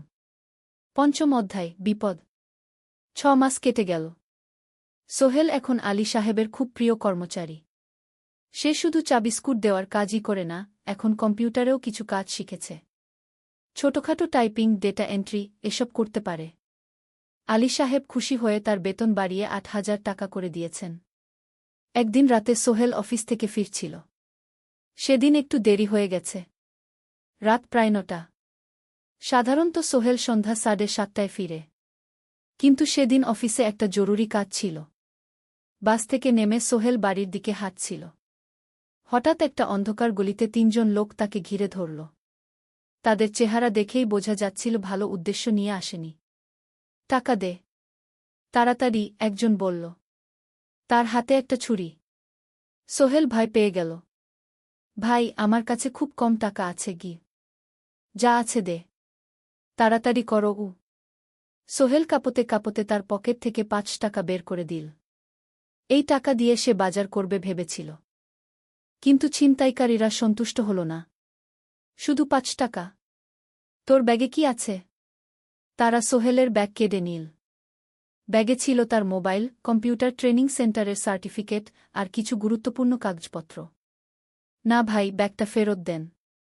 ওতে আমার জরুরি জিনিস আছে। মোবাইল নিয়ে নেন, কিন্তু ব্যাগটা দেন গু। কিন্তু ওরা শুনল না। একজন সোহেলকে জোরে ধাক্কা দিল। সোহেল পড়ে গেল। মাথা রাস্তার কংক্রিটে ধাক্কা লেগে গেল। রক্ত বের হল। 3 জন দৌড়ে পালিয়ে গেল। কিছুক্ষণ সোহেল অজ্ঞান হয়ে পড়ে রইল। তারপর ধীরে ধীরে জ্ঞান ফিরল। মাথায় প্রচণ্ড ব্যথা। সে উঠে দাঁড়ানোর চেষ্টা করল, কিন্তু মাথা ঘুরছিল। কোনোমতে একটা দেয়াল ধরে দাঁড়াল। একজন পথচারী তাকে দেখে থামল। কি হয়েছে ভাই? ছিনতাই হয়েছে গি? এসো, আমি তোমাকে হাসপাতালে নিয়ে যাই। কিন্তু সোহেল রাজি হল না। না, ঠিক আছি, বাড়ি যেতে পারব। সে কোনোমতে করিম মামার বাড়িতে পৌঁছাল। দরজা খুলেই সালমা আপা চিৎকার করে উঠলেন। ও আল্লাহ! কি হয়েছে? করিম মামা দৌড়ে এলেন। সোহেলকে ভেতরে নিয়ে গেলেন। তার মাথায় জল ঢেলে রক্ত পরিষ্কার করলেন। ক্ষতটা বেশ গভীর। হাসপাতালে যেতে হবে কি? করিম মামা বললেন। তারা একটা অটোরিকশা নিয়ে নিকটস্থ হাসপাতালে গেলেন। ডাক্তার সোহেলের মাথায় 3টা সেলাই দিলেন। বলল, 1 সপ্তাহ বিশ্রাম নিতে হবে। কোনো ভারী কাজ করা যাবে না। হাসপাতাল থেকে ফিরে সোহেল শুয়ে রইল। তার মনে হচ্ছিল সবকিছু শেষ হয়ে গেছে। মোবাইল চলে গেছে, গুরুত্বপূর্ণ কাগজপত্র চলে গেছে। এখন 1 সপ্তাহ অফিস করতে পারবে না। পরদিন সকালে করিম মামা আলী সাহেবকে ফোন করে সব জানালেন। আলী সাহেব বললেন, ঠিক আছে, সোহেল ভালো হয়ে এলে আসবে, চিন্তার কিছু নেই গি। মিনা যখন এই খবর শুনল, সে সন্ধ্যায় সোহেলকে দেখতে এল করিম মামার বাড়িতে। সাথে এনেছিল কিছু ফল। কি হয়েছিল? মিনা চিন্তিত গলায় জিজ্ঞেস করল। সোহেল সব বলল। মিনা রেগে গেল। এই শহরে এখন অনেক অপরাধ বেড়ে গেছে। পুলিশ কিছু করে না। তুমি পুলিশে রিপোর্ট করেছ? না, লাভ নেই। তবুও করা উচিত। তোমার মোবাইলটা হয়তো খুঁজে পাওয়া যাবে গি। করিম মামা সোহেলকে নিয়ে পুলিশ স্টেশনে গেলেন। জেনারেল ডায়েরি করলেন। কিন্তু পুলিশ খুব একটা আশা দিল না। দেখি কিছু করা যায় কিনা গু। সোহেল বুঝল মোবাইল আর ফিরবে না। সেই 1 সপ্তাহ সোহেলের জীবনের সবচেয়ে কঠিন সময় ছিল। সে শুধু শারীরিকভাবেই ক্ষতিগ্রস্ত হয়নি, মানসিকভাবেও ভেঙে পড়েছিল। প্রতিরাতে দুঃস্বপ্ন দেখত। সেই 3 জন ছিনতাইকারীর মুখ ভুলতে পারছিল না। মিনা প্রায় প্রতিদিন আসত। তাকে সাহস দিত। তুমি হাল ছেড়ো না সোহেল। জীবনে এরকম খারাপ সময় আসে। কিন্তু এটা কাটিয়ে ওঠাই হলো আসল বীরত্ব। সোহেলের মা গ্রাম থেকে ফোন করতেন। করিম মামার মোবাইল থেকে। তুই ভালো আছিস তো? সোহেল মাকে সব সত্যি বলেনি। শুধু বলেছে, হ্যাঁ মা, ভালো আছি। একটু জ্বর হয়েছিল। এখন ভালো। 1 সপ্তাহ পর সোহেল আবার অফিসে গেল। আলী সাহেব তাকে দেখে খুশি হলেন। কেমন আছো? ভালো আছি স্যার। ঠিক আছে, তবে প্রথম কয়েকদিন হালকা কাজ করবে গু। সোহেল আবার কাজে মন দিল। কিন্তু একটা জিনিস তাকে খুব কষ্ট দিচ্ছিল, তার মোবাইল নেই। মায়ের সাথে কথা বলতে পারছে না নিয়মিত। করিম মামার মোবাইল চাইতে সংকোচ লাগে। একদিন জাহিদ ভাই তাকে ডাকলেন। সোহেল, আমার একটা পুরনো মোবাইল আছে, তুমি ব্যবহার করো? না ভাই, আমি নাও, আমার কাজে লাগছে না, তুমি রাখো গু। সোহেল কৃতজ্ঞতায় প্রায় কেঁদে ফেল। ধন্যবাদ ভাই। মোবাইল পেয়ে সোহেল প্রথমেই মাকে ফোন করল। মা খুব খুশি হলেন। এতদিন ফোন করিসনি কেন? মা, মোবাইলটা নষ্ট হয়ে গিয়েছিল, নতুন নিয়েছি। মায়ের গলায় স্বস্তি ফুটে উঠল। ষষ্ঠ অধ্যায়, নতুন সুযোগ। আরও 3 মাস কেটে গেল। সোহেল পুরোপুরি সুস্থ হয়ে গেছে। তার জীবন আবার স্বাভাবিক হয়ে এসেছে। সে এখন কম্পিউটার ট্রেনিং শেষ করেছে, সার্টিফিকেট পেয়েছে। কিন্তু একটা ঘটনা তার জীবনে বড় পরিবর্তন নিয়ে এলো। একদিন সকালে আলী সাহেব তাকে ডাকলেন। সোহেল, বসো। সোহেল বসল। মনে একটু ভয় লাগছিল। আলী সাহেব কি তাকে বকবেন? সোহেল, তুমি তো এখন কম্পিউটার চালাতে পারো? জি স্যার, একটু একটু শিখেছি। ভালো, আমি তোমার কাজ দেখছি। তুমি খুব পরিশ্রমী আর সৎ। আমাদের কোম্পানিতে এরকম মানুষের দরকার। সোহেল কিছু বুঝতে পারছিল না। আমি তোমাকে একটা সুযোগ দিতে চাই। আমাদের কোম্পানি একটা ট্রেনিং প্রোগ্রাম চালু করছে নতুন কর্মচারীদের জন্য। 6 মাসের কোর্স। কম্পিউটার, অ্যাকাউন্টিং, ভবন নির্মাণের হিসাব নিকাশ, প্রজেক্ট ম্যানেজমেন্ট সব শিখবে। কোম্পানি সব খরচ দেবে। ট্রেনিংয়ের সময় তোমার বেতনও চলবে। রাজি আছো? সোহেল বিশ্বাস করতে পারছিল না। স্যার, সত্যি? আমাকে এত বড় সুযোগ দিচ্ছেন? হ্যাঁ।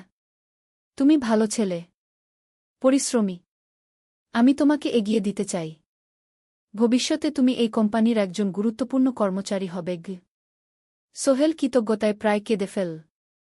ধন্যবাদ স্যার, আমি কঠোর পরিশ্রম করব। আমি জানি। সেদিন সন্ধ্যায় সোহেল মিনার দোকানে গেল। মিনাকে খবরটা দিল। মিনা খুব খুশি হল। তার চোখে জল এসে গেল। তুমি পারবে সোহেল, আমি জানি। সোহেল তার মা আর বোনকেও ফোন করে খবরটা দিল। মা কাঁদতে লাগলেন। তোর বাবা বেঁচে থাকলে কত খুশি হতো। ট্রেনিং শুরু হলো পরের মাস থেকে। প্রতিদিন সকালে 3 ঘন্টা ক্লাস, তারপর বাকি সময় অফিসের কাজ। ক্লাসে 5 জন নতুন কর্মচারী। সবাই তরুণ, উৎসাহী। শিক্ষক ছিলেন একজন অভিজ্ঞ ইঞ্জিনিয়ার। নাম রহিম স্যার। তিনি খুব ভালোভাবে সব কিছু বুঝাতেন। কম্পিউটার, অ্যাকাউন্টিং, এক্সেলে জটিল ক্যালকুলেশন, প্রজেক্টের বাজেট তৈরি, সময় ব্যবস্থাপনা সব। সোহেল পুরো মনোযোগ দিয়ে শিখতে লাগল। সন্ধ্যায় বাড়ি ফিরে প্র্যাকটিস করত। করিম মামার ছেলের কাছ থেকে একটা ল্যাপটপ ধার নিত কখনো কখনো। 6 মাস পরে ট্রেনিং শেষ হল। সবাই সার্টিফিকেট পেল। আলী সাহেব একটা অনুষ্ঠান করলেন। সোহেল সেরা পারফর্মার হিসেবে একটা বিশেষ পুরস্কার পেল, 5,000 টাকা বোনাস।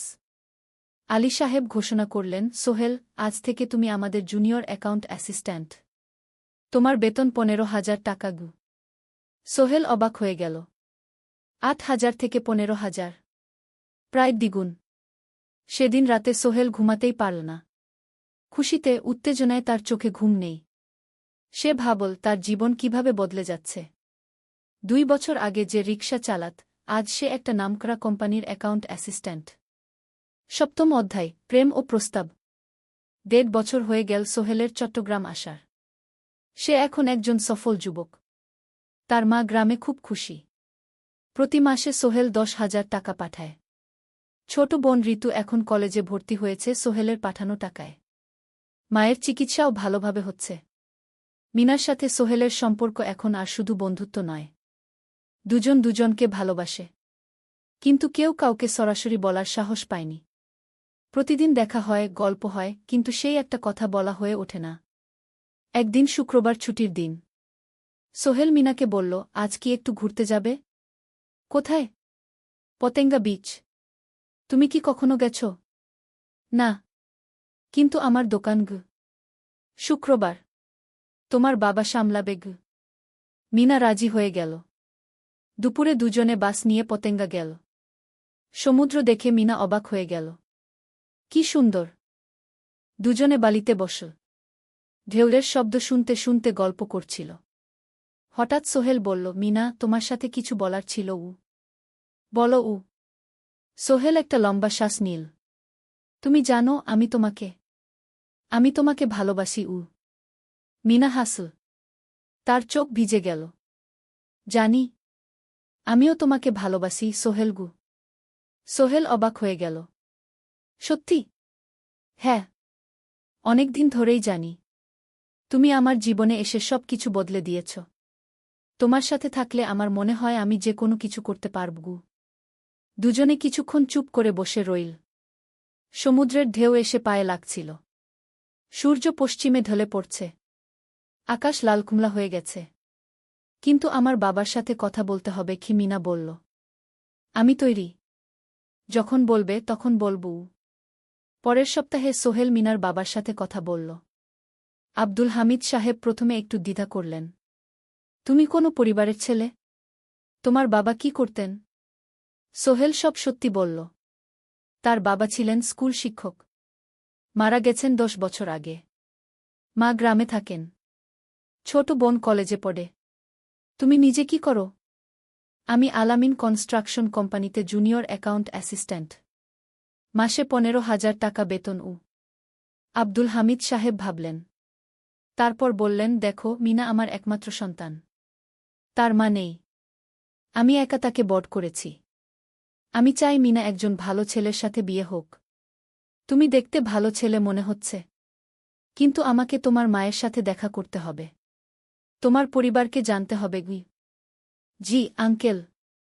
আমি ব্যবস্থা করছি। সোহেল খুশিতে আটখানা। সে সেদিন রাতেই তার মাকে ফোন করল। মাকে সব বলল। মা প্রথমে অবাক হলেন।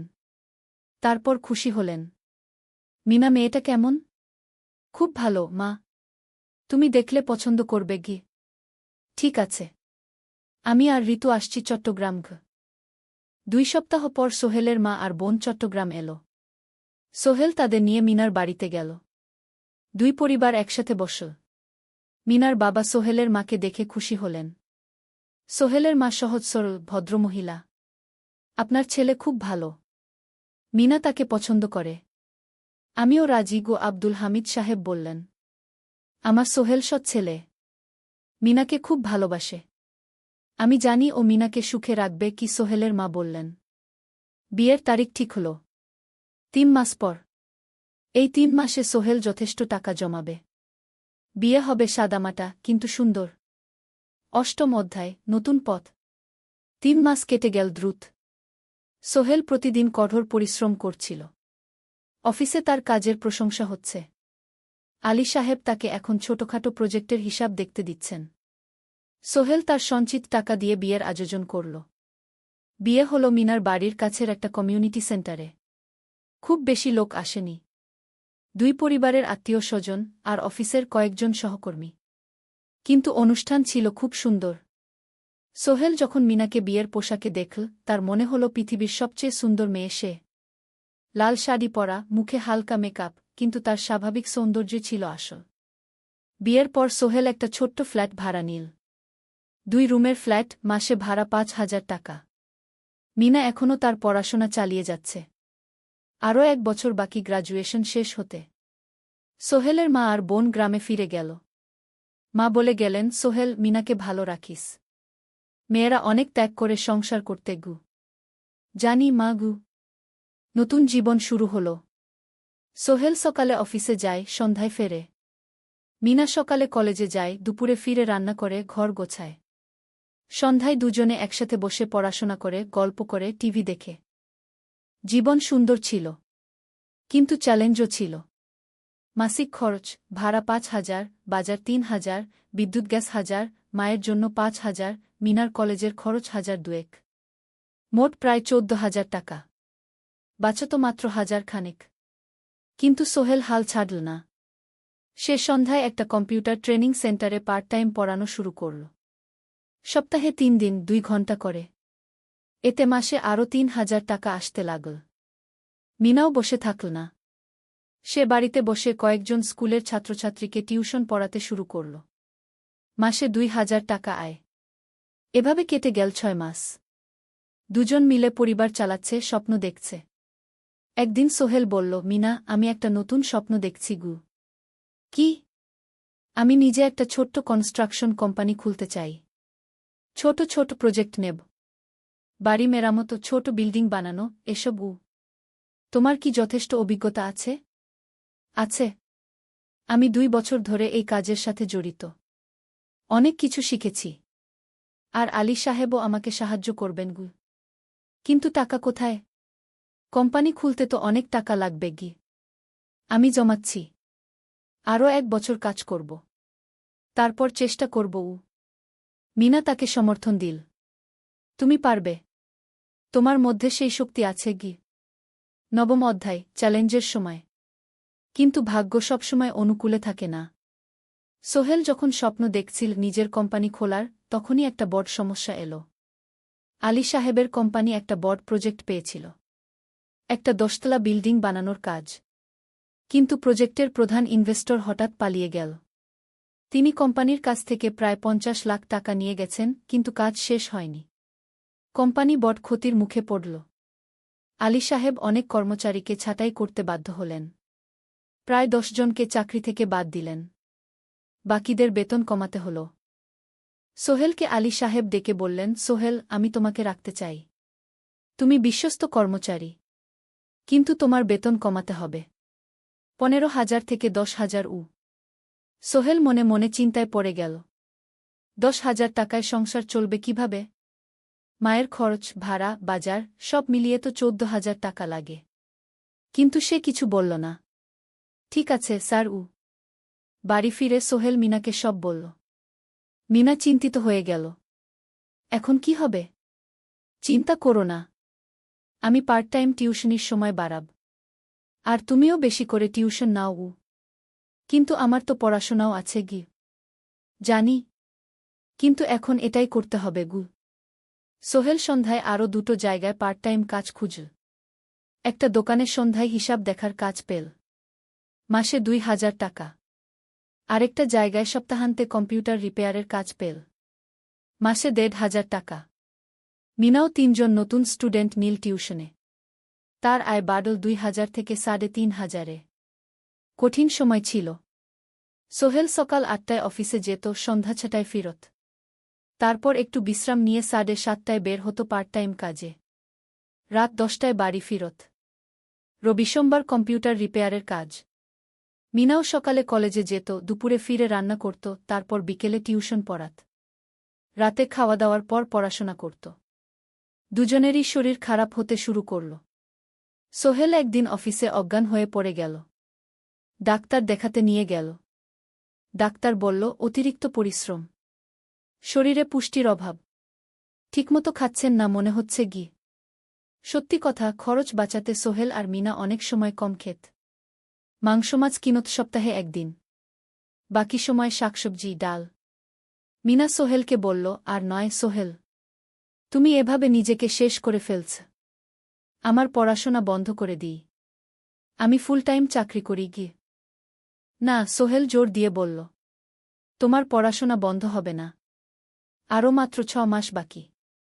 তুমি গ্রাজুয়েট হবেই গি। কিন্তু তুমি। আমি ঠিক হয়ে যাব। চিন্তা করো না গে। কিন্তু পরিস্থিতি আরও খারাপ হলো যখন সোহেলের মায়ের অসুখ হল। হার্টের সমস্যা। হাসপাতালে ভর্তি করতে হল। খরচ ৫০,০০০ টাকা। সোহেলের হাতে এত টাকা কোথায়? সে করিম মামার কাছে ধার চাইল। করিম মামা ২০,০০০ টাকা দিলেন। বাকি ৩০,০০০ টাকা সোহেল একটা এনজিও থেকে ঋণ নিল। সুদের হার মাসে ২%। মায়ের চিকিৎসা হল। তিনি সুস্থ হয়ে গেলেন। কিন্তু সোহেল এখন ঋণের বোঝায় পড়ে গেল। প্রতি মাসে ৩,০০০ টাকা করে কিস্তি দিতে হবে।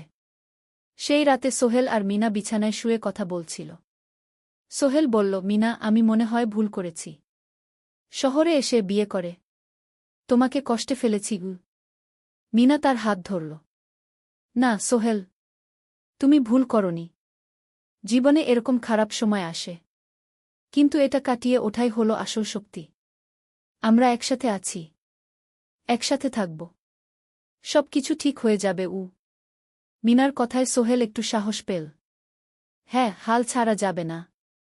10ম অধ্যায়, আলোর দিকে। 3 মাস পরে পরিস্থিতি একটু ভালো হতে শুরু করল। আলী সাহেবের কোম্পানি একটা নতুন প্রজেক্ট পেল। একটা স্কুল বিল্ডিং বানানোর কাজ। কোম্পানি আবার স্থিতিশীল হতে শুরু করল। আলী সাহেব সোহেলকে ডেকে বললেন, সোহেল, আমি তোমার কঠোর পরিশ্রম দেখেছি। খারাপ সময়েও তুমি কোম্পানি ছেড়ে যাওনি। আমি কৃতজ্ঞ। আজ থেকে তোমার বেতন আবার 15,000 টাকা। সোহেল খুশি হয়ে গেল। ধন্যবাদ স্যার। মিনাও গ্র্যাজুয়েশন শেষ করল। ভালো ফলাফল করল। সে এখন চাকরি খুঁজছে। একদিন মিনা একটা প্রাইভেট স্কুলে শিক্ষিকার ইন্টারভিউ দিতে গেল। ইন্টারভিউ ভালো হল। তাকে নিযোগ দেওয়া হল। বেতন 12,000 টাকা। সেদিন সন্ধ্যায় দুজনে মিলে একটা ছোট্ট পার্টি করল। একটা বিরিয়ানি কিনল, কোমল পানীয় কিনল। দুজনে মিলে খেল। আমরা পেরেছি, সোহেল মিনা বলল। হ্যাঁ, আমরা পেরেছি। এখন দুজনের মিলিয়ে আয় 27,000 টাকা। খরচ চালানোর পর প্রায় 10,000 টাকা বাঁচে। সোহেল এই টাকা দিয়ে লোন শোধ করতে শুরু করল। পার্ট টাইম কাজগুলো ছেড়ে দিল। শরীরের যত্ন নেওয়া শুরু করল। আরও 6 মাস পরে সোহেলের কাছে একটা বড় সুযোগ এল। আলী সাহেব একদিন তাকে ডাকলেন। সোহেল, তুমি কি নিজের ব্যবসা করতে চাও? স্যার, আমি তোমাকে একটা ছোট্ট প্রজেক্ট দিতে চাই। একটা 3 তলা বিল্ডিংয়ের কনস্ট্রাকশন। তুমি ম্যানেজ করবে। আমি শুধু সুপারভাইজ করব। লাভের 50% তোমার। সোহেল ভাবল, এটা একটা বড় সুযোগ। কিন্তু ঝুঁকিও আছে। যদি কাজটা ভালোভাবে না হয়? স্যার, আমি চেষ্টা করব। কিন্তু যদি ভুল হয়? ভুল হবে না। আমি তোমার উপর বিশ্বাস রাখছি। তুমি পারবে। সোহেল রাজি হয়ে গেল। এই প্রজেক্ট তার জীবনে টার্নিং পয়েন্ট হতে পারে। 11 অধ্যায়, স্বপ্ন পূরণের পথে। পরের 6 মাস সোহেল খুব কঠোর পরিশ্রম করল। প্রজেক্টটা ম্যানেজ করা সহজ ছিল না। শ্রমিক নিযোগ, ম্যাটেরিয়াল কেনা, কাজের তদারকি, সময়মতো কাজ শেষ করা, সব দায়িত্ব তার।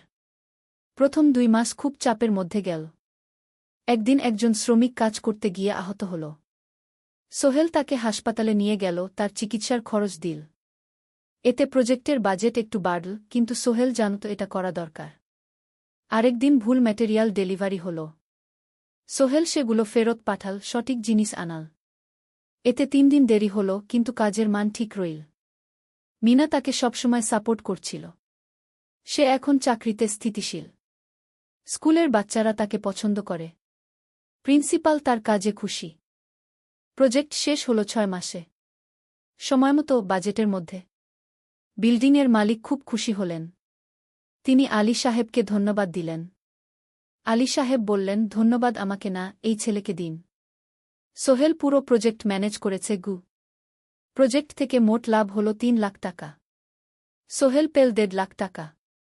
তার জীবনে এত টাকা এই প্রথম। সে করিম মামার ঋণ শোধ করল। এনজিওর বাকি ঋণ শোধ করল। তারপর তার মাকে 50,000 টাকা পাঠাল। মা দিয়ে গ্রামের বাড়িটা একটু মেরামত করাল, বোন ঋতুর জন্য একটা ল্যাপটপ কিনল। বাকি টাকা দিয়ে সোহেল একটা ব্যাংক অ্যাকাউন্টে জমা রাখল। ভবিষ্যতের জন্য। আলী সাহেব সোহেলকে আরও 2টো প্রজেক্ট দিলেন। এবার একটু বড়। সোহেল আত্মবিশ্বাসের সাথে সেগুলোও শেষ করল। 2 বছর পরে সোহেল সিদ্ধান্ত নিল, এবার নিজের কোম্পানি খোলার সময় এসেছে। 10 অধ্যায়, নতুন শুরু। সোহেল তার সব জমানো টাকা দিয়ে একটা ছোট্ট অফিস ভাড়া নিল। 2 রুমের অফিস। একটা রুমে কাজের জায়গা, আরেকটায় ছোট্ট মিটিং রুম। অফিসের সামনে একটা বোর্ড লাগাল, Sohel construction and development. Meena তাকে সাহায্য করছিল। সে অফিসের অ্যাকাউন্টস দেখত সন্ধ্যায় স্কুল থেকে ফিরে। দুজন মিলে একটা টিম। প্রথমে ছোট ছোট কাজ নিল। বাড়ি মেরামত, দোকান সংস্কার, ছোট বিল্ডিং কনস্ট্রাকশন। কাজের মান ভালো রাখার চেষ্টা করল। সময়মতো শেষ করল। দাম ন্যায্য রাখল। ধীরে ধীরে সোহেলের সুনাম ছড়িয়ে পড়ল। মানুষ তাকে বিশ্বাস করত। তার কাছে নতুন নতুন কাজ আসতে লাগল। প্রথম বছর খুব কষ্ট হল। কখনো লাভ হতো, কখনো লস। কিন্তু সোহেল থেমে থাকল না। সে শিখতে লাগল ব্যবসা কিভাবে চালাতে হয়। দ্বিতীয় বছরে পরিস্থিতি ভালো হল। সোহেল এখন ৩ জন স্থায়ী কর্মচারী নিযোগ দিল। একজন ইঞ্জিনিয়ার, একজন সুপারভাইজার, একজন অফিস সহায়ক। তৃতীয় বছরে একটা বড় প্রজেক্ট পেল। একটা স্কুল বিল্ডিং বানানোর কাজ। ৫ তলা বিল্ডিং। সোহেল পুরো মনোযোগ দিয়ে কাজটা করল। শ্রমিকদের ভালো বেতন দিল, ভালো ম্যাটেরিয়াল ব্যবহার করল, সময়মতো কাজ শেষ করল। স্কুল কর্তৃপক্ষ খুব খুশি হল। তারা সোহেলের কাজের প্রশংসা করল। এই প্রজেক্ট থেকে সোহেল প্রায় ৫ লাখ টাকা লাভ করল। এই টাকা দিয়ে সে আরও ভালো একটা অফিস নিল। আরও কর্মচারী নিযোগ দিল। এখন তার কোম্পানিতে ১০ জন স্থায়ী কর্মচারী। প্রজেক্ট অনুযায়ী আরও শ্রমিক নিযোগ দেওয়া হয়। ১৩ অধ্যায় পরিবার। এদিকে সোহেল আর মিনার সংসারেও খুশির খবর এল। মিনা গর্ভবতী। ৯ মাস পর তাদের একটা মেয়ে হল। নাম রাখল সারা। সারা যখন জন্মাল, সোহেলের মা আর বোন চট্টগ্রামে এল। মা ১ মাস থেকে গেলেন। মিনাকে সাহায্য করলেন। সোহেল এখন একটা বড় ফ্ল্যাট ভাড়া নিয়েছে। ৩ রুমের ফ্ল্যাট। একটা রুমে সোহেল, মিনা, একটায় সারা, আরেকটায় অতিথি রুম। মায়ের জন্য সোহেল সিদ্ধান্ত নিল তাকে চট্টগ্রামে নিয়ে আসবে। গ্রামে একা থাকা ঠিক না। কিন্তু মা রাজি হলেন না। না বাবা, আমি গ্রামেই থাকব। এখানে আমার পরিচিত মানুষ আছে। তোর বোনকে নিয়ে যা। ও ঢাকায় পড়ছে, চট্টগ্রামে এনে ভালো কোথাও ভর্তি করিয়ে দেগি। সোহেল তাই করল। ঋতুকে চট্টগ্রাম বিশ্ববিদ্যালয়ে ভর্তি করিয়ে দিল। ঋতু এখন সোহেলের ফ্ল্যাটে থাকে, বিশ্ববিদ্যালয়ে পড়ে। সোহেলের মনে হল তার জীবন এখন পরিপূর্ণ। স্ত্রী, মেয়ে, বোন সবাই তার কাছে। ব্যবসা ভালো চলছে। মা গ্রামে সুখে আছেন। ১৪ অধ্যায় সফলতার শিখরে। ৫ বছর কেটে গেল। সোহেল এখন একজন সফল উদ্যোক্তা। তার কোম্পানি কি সোহেল কনস্ট্রাকশন অ্যান্ড ডেভেলপমেন্ট এখন চট্টগ্রামে বেশ পরিচিত। প্রায় ৩০ জন কর্মচারী তার অধীনে কাজ করে। সোহেল এখন শুধু ছোট প্রজেক্ট করে না, বড় বড় প্রজেক্টও করে।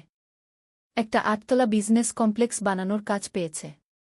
একটা হাসপাতাল বিল্ডিং বানাচ্ছে। মিনা এখনও স্কুলে পড়ায়। সে এখন ভাইস প্রিন্সিপাল। সাথে সোহেলের কোম্পানির অ্যাকাউন্টস ম্যানেজার। দুজন মিলে ব্যবসা চালা। সারা এখন ৪ বছরের। স্কুলে ভর্তি হয়েছে। খুব চালাক মেয়ে। ঋতু বিশ্ববিদ্যালয় থেকে গ্রাজুয়েট হয়ে একটা ব্যাংকে চাকরি পেয়েছে। একদিন আলী সাহেব